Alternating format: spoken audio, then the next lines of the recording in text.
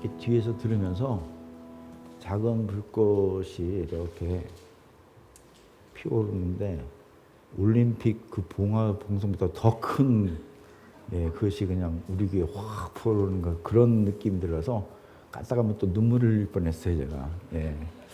너무나 감사합니다. 아름다운 찬양이었습니다. 오늘 말씀 보도록 하겠습니다. 오늘 말씀 창세기 32장 22절부터 30절까지 말씀드리겠습니다. 창세기 32장 22절부터 30절까지 말씀. 쉬운 성경 파워포인트 준비했으니까 우리 함께 교독하도록 하겠습니다. 그날 밤 야곱은 자리에서 일어나 두 아내와 두 여종과 11명의 아들을 데리고 야복강 나루를 건넜습니다.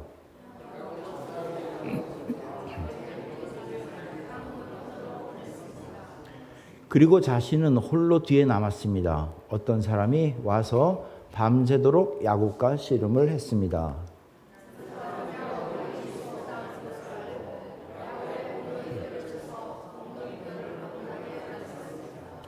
그 사람이 야곱에게 말했습니다. 날이 새려고 하니 나를 놓아다오. 하지만 야곱이 말했습니다. 저에게 복을 주시지 않으면 보내드릴 수 없습니다.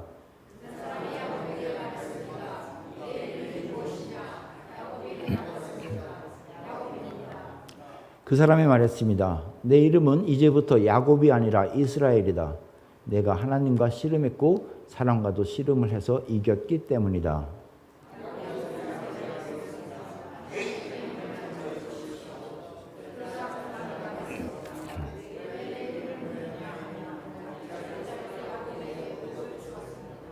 함께 읽겠습니다. 그래서 야곱은 그것을 브니엘이라고 불렀습니다. 야곱이 말했습니다. 나는 하나님의 얼굴을 보고도 죽지 않고 살았다. 아멘. 아멘. 오늘 말씀 야곱 이야기, 지난주에 야곱 이야기였는데요. 사실 따지면 3주째죠. 야곱 이야기 두 번째 시간입니다. 지난주에 이어서 야곱 이야기를 계속합니다. 왜냐하면 야곱의 모습에서 우리의 모습을 발견한다라고 제가 말씀드렸잖아요. 지난주에는 형 에서와 또 아버지 이삭을 속이는 야곱과 그의 어머니 리브가의 그 마음 상태를 우리들의 모습과 비교해 보았습니다. 그리고 에서를 피해서 친외삼촌 라반의 집에서 라반의 꾀에 속아가지고 그의 두 딸 레아와 라헬과 결혼하는 그런 야곱의 모습, 그 대가로 14년 동안 라반을 위해서 일을 하는 야곱의 모습에 대해서 또 뭐가 문제인지 우리는 서로 말씀을 나누었습니다. 여러분 잘 알다시피 야곱은 처음 7년은 자기가 사랑하는 라헬과 결혼하기 위해서 열심히 일했죠. 하지만 7년 후에는 그 라반의 엉뚱한 제안에 의해서 보니안에게 일주일 간격으로 두 자매와 함께 결혼합니다. 그리고 또다시 7년을 살면서 두 부인과 두 명의 첩을 통해서 딸 디나를 낳고 그 다음에 또 형제 11명 남자들을 낳고 아들들을 낳고 아주 복잡한 결혼 생활을 하는데 오늘은 그 결혼 생활을 얘기를 하려고 하는 것이 아닙니다. 그 이후의 생활을 통해서 또 무엇은 교훈이 있는가를 우리가 알아보도록 하겠습니다. 야곱이 자녀를 낳은 후에 이야기를 계속하자면 야곱은 이제 자기 자녀들도 낳고 그리고 가족도 있고 그리고 7년을 마쳤으니까 이제 삼촌 곁을 떠나려고 합니다. 그래서 라반에게 떠나려고 하니까 라반이 또 제안을 하죠. 무슨 소리, 좀 같이 일하자. 너를 통해서 우리가 재산도 많이 늘었고 나도 재산이 늘지 않았느냐. 그러니까 이제는 내가 제대로 품삯을 줄 테니까 네가 조건을 얘기해라. 그리고 일 같이 하자라고 얘기합니다. 그래서 야곱은 또 그 제안을 받아들여서 6년 동안 다시 일을 하죠. 원래는 아까도 말씀드린 야곱은 자기 사랑하는 라헬이 그토록 기다리던 아들 요셉을 낳죠. 요셉을 낳으니까 이제는 떠나고 싶은 거예요. 그래서 떠나려고 하는데 라반이 제안을 하죠. 그래서 그 제안을 받아들이고 삼촌에게 엉뚱한 제안을 합니다. 아마 이것도 야곱이 뭔가 꾀를 내어서 철저하게 자기 나름대로 계획을 세우고 제안을 한 것 같습니다. 무슨 제안이냐면 양들과 염소를 키우는데 얼룩무늬 나는 그런 것들은 다 이제 빼고, 그리고 양이 원래 하얗잖아요. 그리고 염소는 거먹고요. 근데 개 중에는 얼룩무늬 나는 게 있었나 보죠. 어쨌든 그 얼룩무늬 나는 거 다 빼고 이제 당신 그 양을 위해서 그 검은 염소와 흰 양을 내가 키우겠다. 그런데 거기서 나오는 얼룩무늬 있는 것은 내가 갖고, 그 다음에 흰 것과 검은 그 염소, 양, 이런 건 다 당신 가져라. 조건은 그거밖에 없다. 그러니까 이거는 어느 누구도 받아들일 수 있는 조건이죠. 양 하얗고 염소 검었고 그 전에 뭐 약간 얼룩무늬 나는 건 다 빼고, 그러면 서로 또 교미한다 그래도 흰 양과 검은 염소 나오는 건 분명한데 그 중에 얼룩무늬 나는 건 자기가 갖겠다. 그러니까 오케이 생각합니다. 그러면서 또 라반은 그 야곱에 혹시 무슨 꾀가 있을지 모르겠다고 생각해서 스스로 자기가 다 얼룩무늬 있는 것을 빼서 자기 아들들을 시켜서 3일 거리 되는 곳에 다 데려가서 그것을 키우게 합니다. 그리고 야곱에게는 정말 순수하게 흰 양과 검은 염소가 있는 것을 키우게 하는 거죠. 그런데 야곱이 어떻게 하죠? 오늘날 그 플라타나스, 그 다음에 무슨 나무죠? 포플라, 그리고 아몬드 트리, 세 가지를 그들이 먹는 물가에다 놓고 껍질을 벗기면 하얗고 붉은붉은한 무늬가 보이는 것을 보게 만들고, 거기서 양들과 염소들이 서로 교미해서 낳게, 새끼를 낳게 하는데 얼룩무늬 내는 것들을 이렇게 낳는 거예요. 그래가지고 본의 아니게 얼룩무늬 나는 양들과 염소를 엄청나게 또 재산을 불려갑니다. 그러니까 이 라반의 아들들이 시기하잖아요.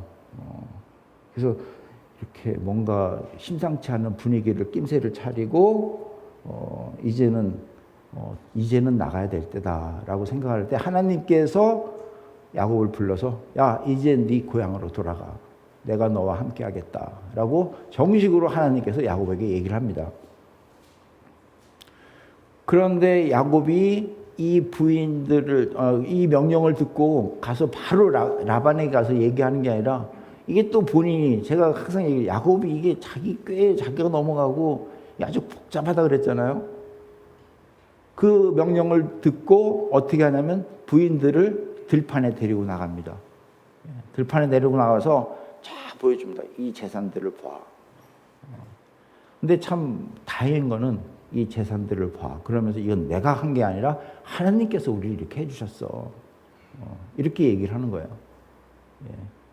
그러면서 하나님께서 이렇게 해주신 하나님이 나보고 이제는 고향을 떠나라고 하는데 어떻게 생각해? 이런 식으로 얘기하는 거죠. 그러니까 이 부인들이 맞아.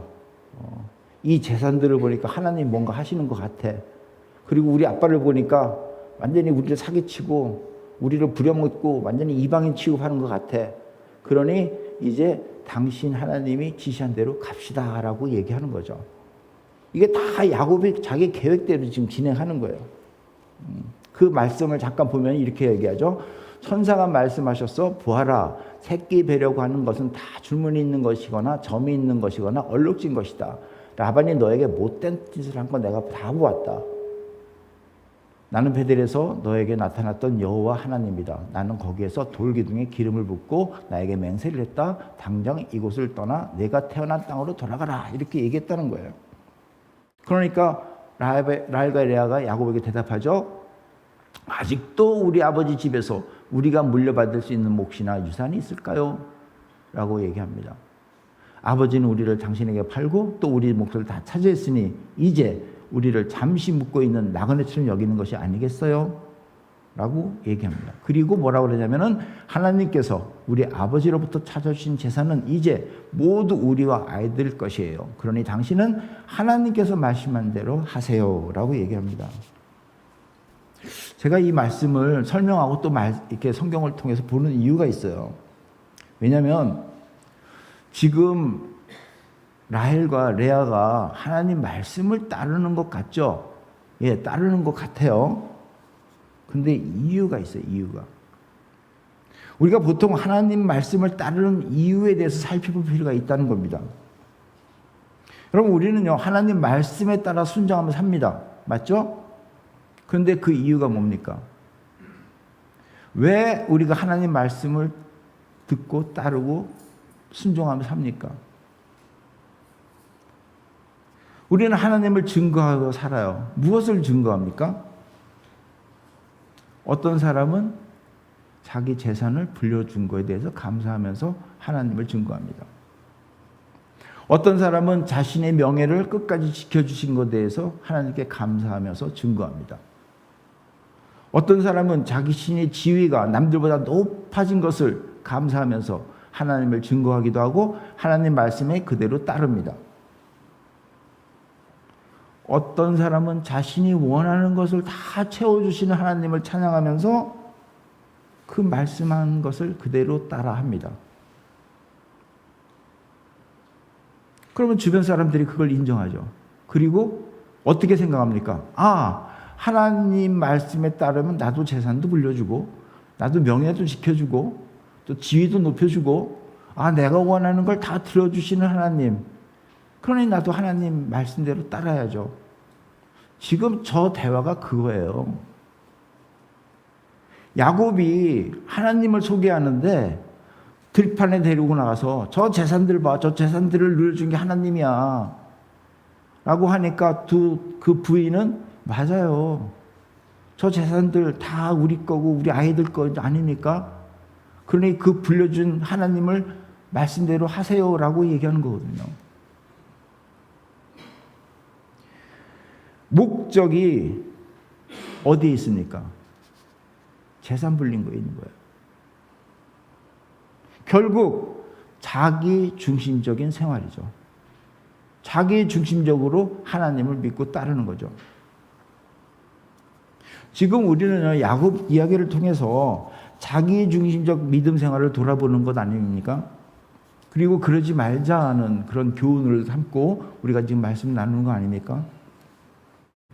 지금 솔직히 야곱이 놓치고 있는 게 있어요. 뭐냐면 그 하나님의 의로우심, 즉 자신이 그동안 얼마나 많은 야근 짓하고 잘못하고 사기도 치고 그랬습니까? 부인도 둘이나 없고 첩도 없고. 그렇다면 진정으로 하나님을 고백하기 위해서 여태까지 이끌어주신, 내가 그렇게 잘못했는데도 불구하고 여태까지 이끌어주신 하나님을 찬양하고, 그리고 천사를 통해서 베델에서 보여주신 그 사닥다리 언약, 그것도 기억하고, 그리고 여태까지 지켜주신 하나님을 찬양하면서 변함없이 지켜주신 하나님께서 이제 고향을 떠나라고 한다 라고 하나님을 증거해야죠.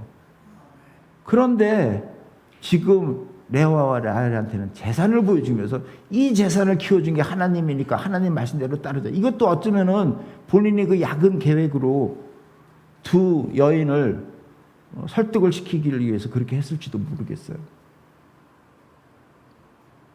결국 두 부인은 야곱이 보여주신 그 재산에 동의하죠. 그리고 그 하나님을 찬양합니다. 그리고 그 하나님께서 말씀하신 대로 따르자고 하는 거예요. 솔직히 이 두 여인의 관심은 하나님이 아니라 자신들의 재산에 있습니다. 하나님이 아니에요. 왜냐하면 재산의 상속권을 인정해주는 그들의 우상 뭐죠? 드라빔. 드라빔을 훔쳐가지고 나가잖아요.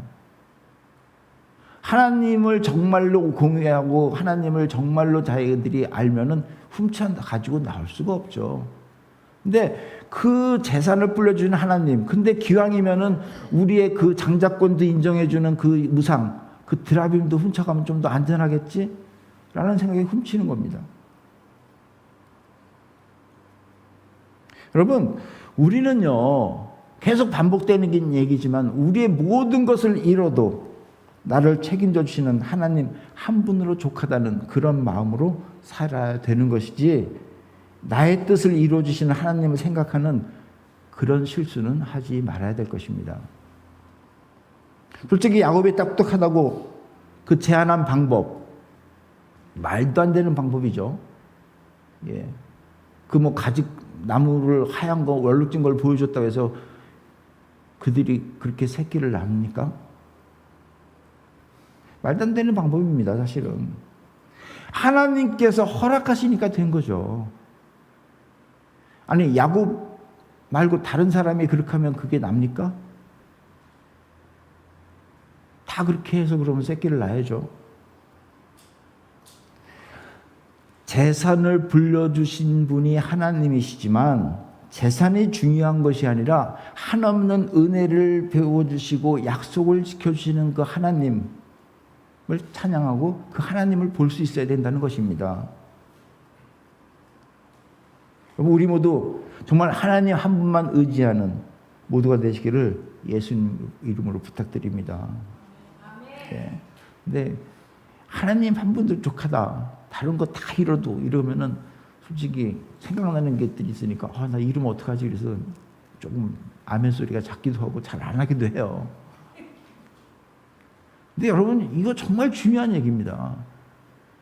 오늘 결론적으로 나중에 얘기했지만 다 잃을 것 같은데 안 잃어요. 얘기를 계속하겠습니다. 야곱은요 계속해서 자신의 생각으로 앞일을 헤쳐나갑니다. 제가 계속 말씀드려요. 자신의 생각으로, 자신의 꾀로, 자신의 지식으로 헤쳐나가면 뭔가 될 것 같은데 어떻게 해야 된다고요? 그의 마음은 항상 불안하죠. 우리가 불안한 이유가 바로 그거예요.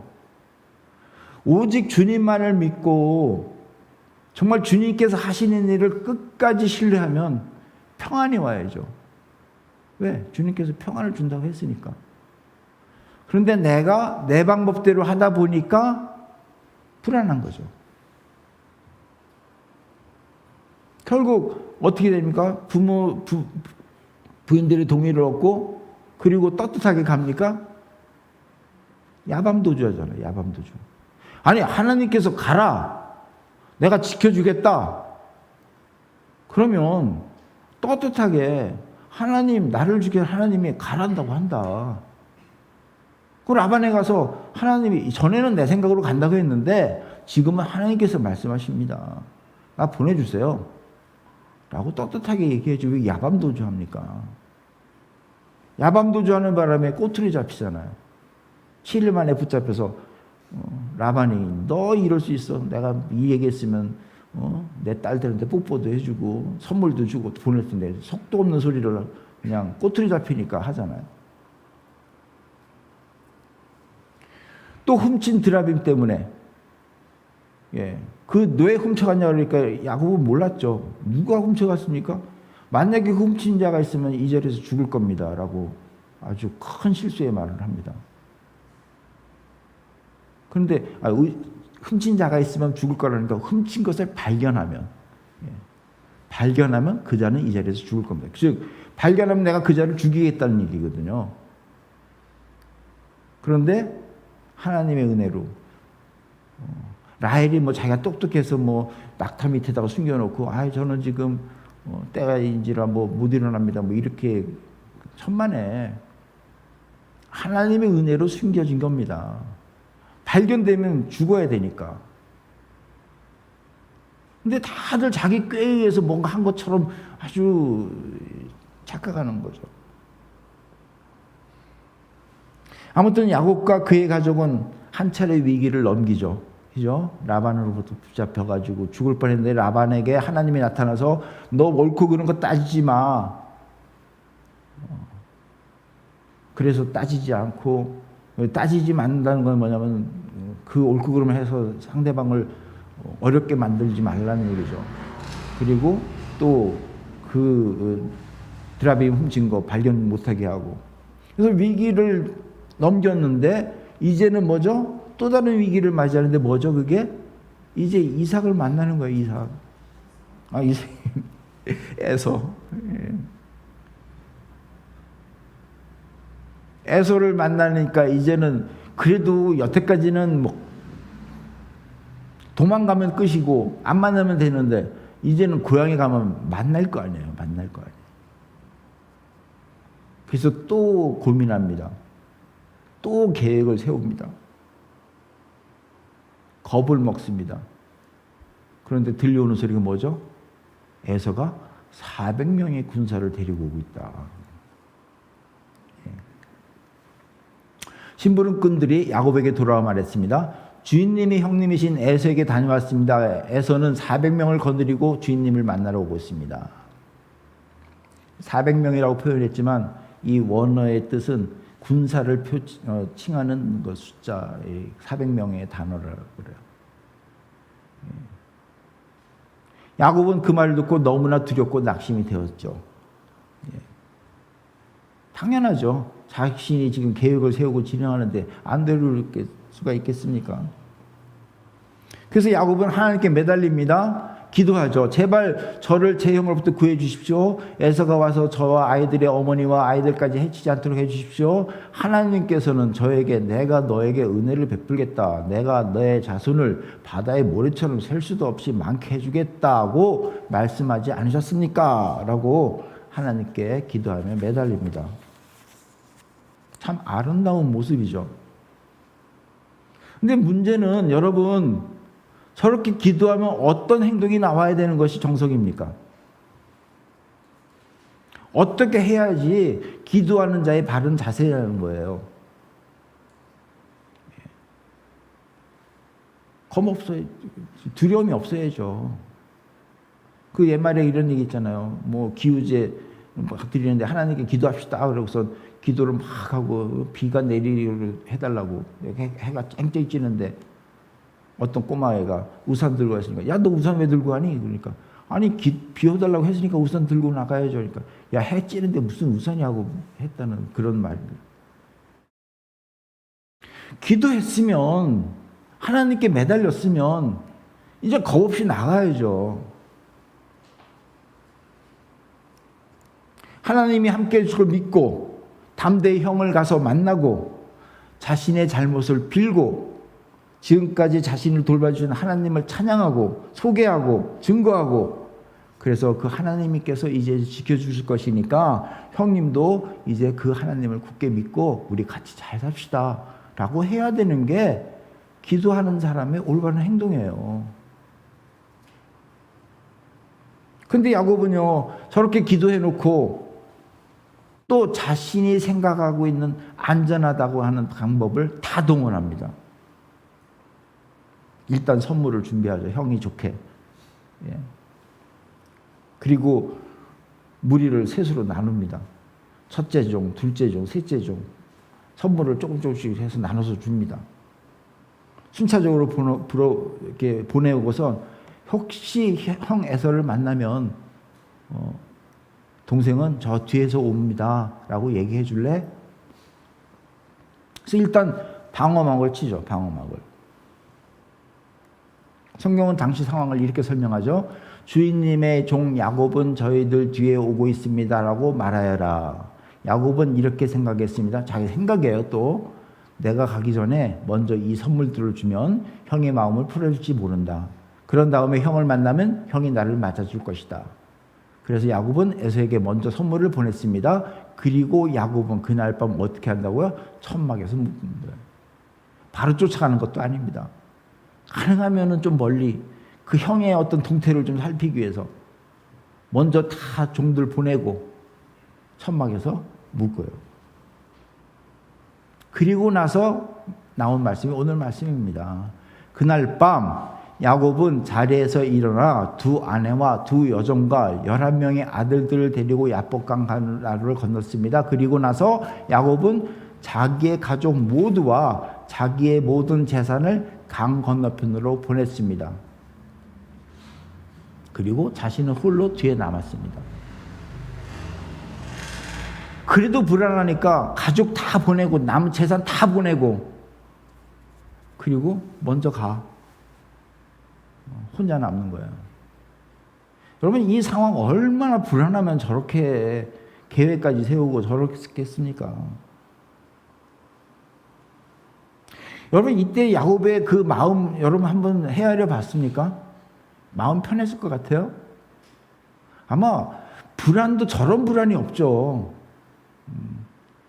어떻게 종비리 보내고 하룻밤 묵고 그 다음에 밤에 또 가족도 혹시 모른다고 생각해서 가족들 깨워가지고 가족들을 통해서 먼저 보내고 혼자 뒤에서 남는, 이게 자신의 꾀를 다 동원했어요. 아까도 말씀드렸지만 이 자신의 꾀로 모든 일을 해나가면 어떤 마음이 생긴다고요? 편안함? No way. 불안하죠. 혹시 내 이 모든 계획 중에서 뭔가 빠진 거 없나? 뭐 잘못 파악한 거 없나? 뭔가 잘못되면 어떠지? 이게 계획대로 안 되면 어떻게 되지? 종들한테 먼저 뒤에 온다고 얘기한 거 그 얘기 괜히 했는 거 아니야? 형이 혹시 나를 해치려면 내 뒤에 오니까 혹시 또 우회전을 해가지고 누구 날 센 자객들 보내서 맨 뒤로 나한테 오는 거 아니야? 별 생각이 다 들 거예요 아마. 차라리 가족 속에서 변장해서 그냥 묻혀서 갈 걸. 뭐 김정일이가 자기 비슷한 사람들 막 해가지고 뭐 보낸다면서요. 아마 별 생각 다 하면서 혼자 뒤에 남아서 아마 벌벌벌벌 무서워서 떨렸을 겁니다. 여러분 그때요, 혼자 남아서 저런 생각 이 생각 할 때 무슨 인기척이 납니다. 여러분 마음이 어떨 것 같아요? 아마 뭐 초롱불 켜놓고도 확 껐을걸요? 누가 왔나 하고 이렇게 보는 게 아니라 혹시 형이 보낸 자객 아니야? 혹시 나를 해치려고. 아마 엄청 긴장했을 거예요. 그런데 상대방이 뚜벅뚜벅 자기를 마치 본 것처럼 옵니다. 어땠을 것 같습니까? 아마 자객이라고 생각하고 상대방을 먼저 제압해야 되겠다는 생각을 했을 거예요. 저기 24절 그 끝부분에 어떤 사람이 와서 밤새도록 야곱과 씨름을 했다는 말은 뭐냐면요, 씨름했다는 얘기는요, 신체적인 접촉으로 아주 격렬한 싸움이 벌어졌다는 얘기입니다. 그냥 우리는 씨름했다고 하는데 여러분, 씨름이 신체적인 접촉이 있잖아요. 제가 주보의 그림을 하나 골라서 여러분들한테 보여드렸는데 아마 이 모습 아닌가. 그냥 이를 꽉 물고 한 손은 붙잡히고 한 손은 서로 그냥 기선제압하기 위해서.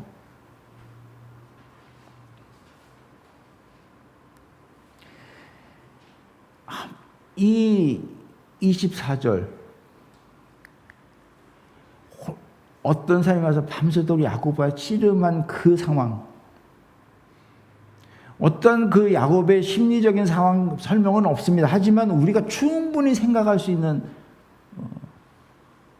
하나님이면요, 이때 하나님인지를 미리 알았으면 저렇게 씨름한, 저거는 격렬한 싸움이 벌어진 거거든요. 왜 싸웁니까? 하나님께 매달려서. 하나님이 안 도와줍니까? 뭐 안 도와주겠다고 해서 싸웁니까 지금? 저거는요, 살겠다고 발버둥 치는 거예요. 죽지 않겠다고 발버둥 치는 모습입니다. 적어도 형 에서로부터 내가 목숨은 건져야 되겠다.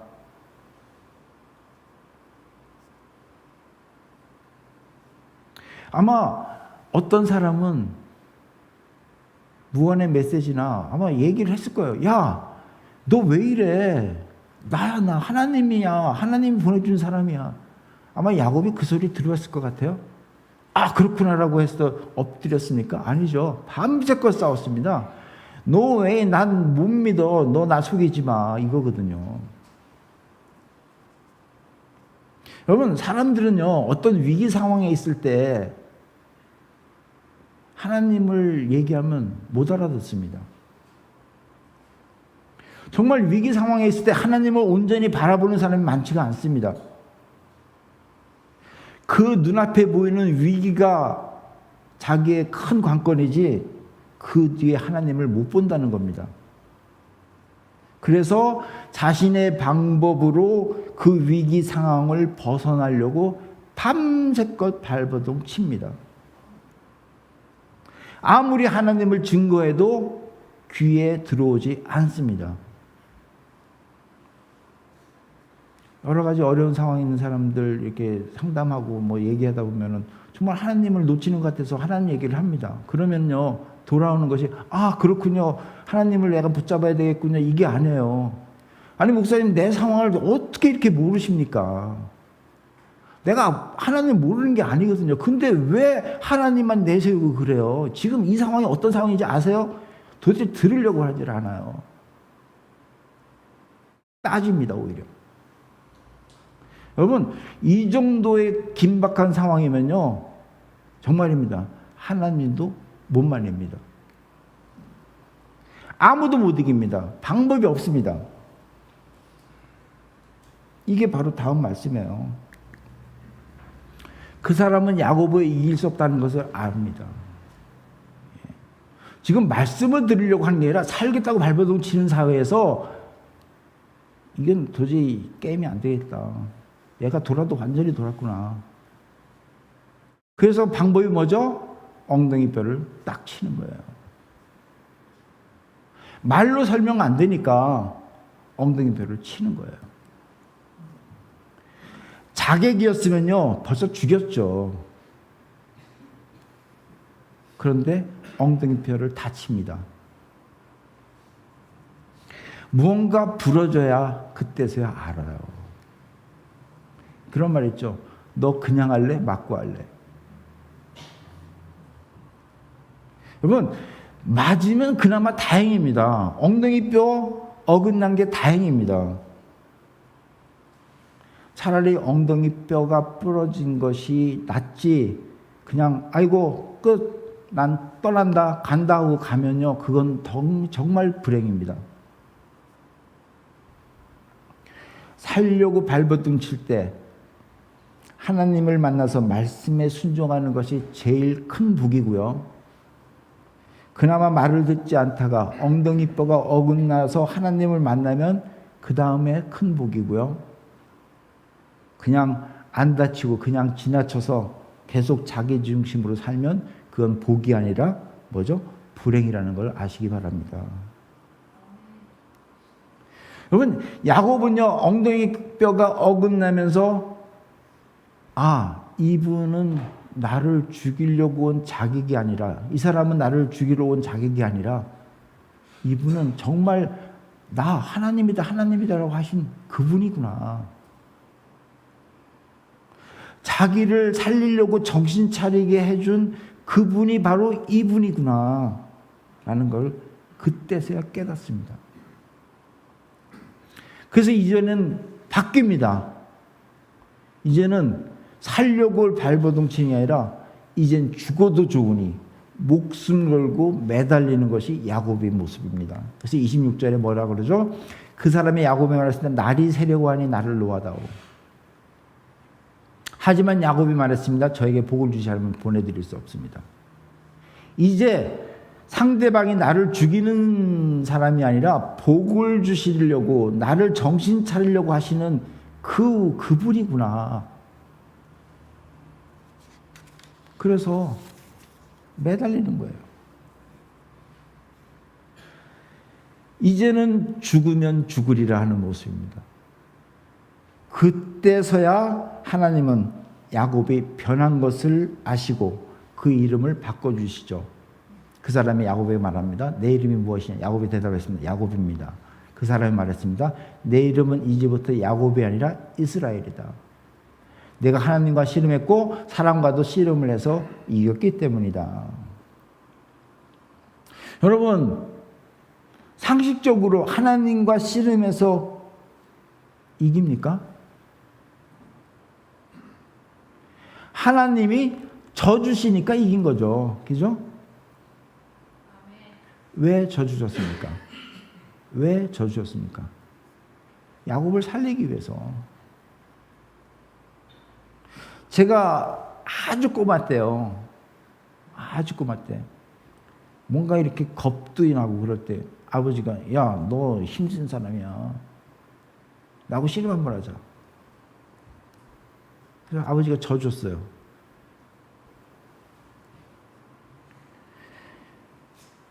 아버지가 힘이 약해서 져준 게 아니라 뭐죠? 저를 강하게 만들려고 져주신 거죠. 여러분, 야곱하고요, 그 어떤 사람의 대화를 다시 한번 볼까요? 그 사람이 야곱에게 말했습니다. 날이 새려고 하니 나를 놓아다오를. 여러분, 날이 새려고 하니 나를 놓아달라고 하는 그 말이 뭡니까? 여러분, 그거 아시죠? 하나님의 얼굴을 보는 자는 어떻게 되죠? 정령 죽으리라. 지금 이분이 야곱을 살리려고 했는데 몰라가지고 막 음색껏 씨름하다가 이제는 날이 새려고 하니까 이제 내가 누군지를 알려줘야 되니까 엉덩뼈를 다치게 합니다. 어긋나게 만듭니다. 근데 이제는 야곱이 누군지를 알고 더 붙잡는 거예요. 그전에는 살기를 위해서 발버둥치지 이제는 살려달라고 붙잡는 겁니다. 그러니까 뭐예요? 야, 날이 새면 너 죽어. 나를 놔줄래? 그 얘기거든요. 그런데 야곱이 뭐죠? 죽어도 좋습니다. 하나님, 당신이 지금 나에게 복을 주시지 않으면 내가 못 보내드리겠습니다. 저 죽어도 좋아요, 이제는. 근데 이제 당신만 붙잡겠습니다. 이 얘기예요.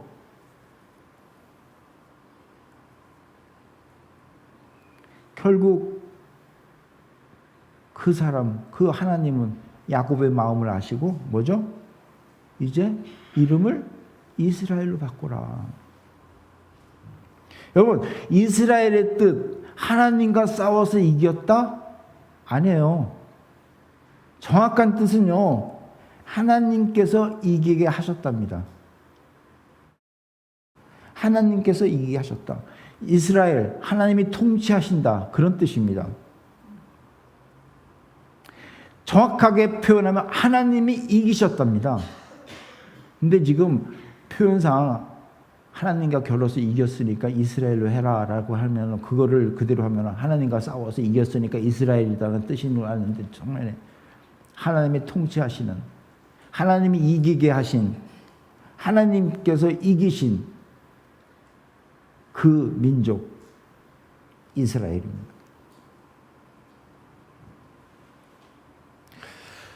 바라건대 여러분도 이제는 하나님 오직 한 분만으로 족한 이스라엘이 되시기 바랍니다. 아멘.